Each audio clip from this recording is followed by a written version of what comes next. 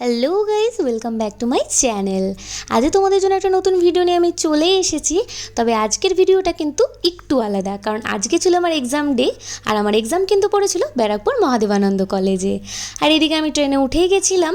তবে আমি কিন্তু একটু টেনশনের মধ্যেই ছিলাম, কারণ আমার এক্সাম ছিল 11টা থেকে, আর এদিকে কিন্তু ঘড়িতে 10টা 8 বেজেই গিয়েছিলো। তারপরেই কিন্তু আমি চলে এসেছিলাম ব্যারাকপুর স্টেশনে। আর ব্যারাকপুর মানেই কিন্তু আমার কাছে একটা বেশ সুন্দর পরিবেশ, যেটা আমার খুবই ভালো লাগে। আর তারপরে কিন্তু চলে এসেছিলাম আমি কলেজে। আর এইটাই ছিল সেই মহাদেবানন্দ কলেজ।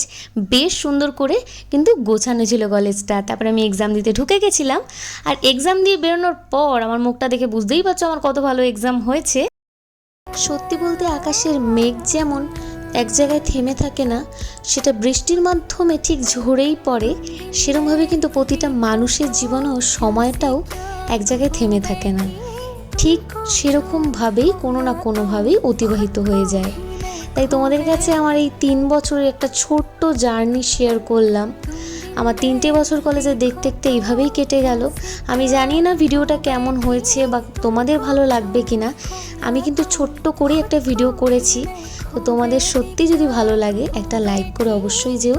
আর তোমাদের কলেজ জীবন কেমন কাটলো আমাকে কমেন্ট করো।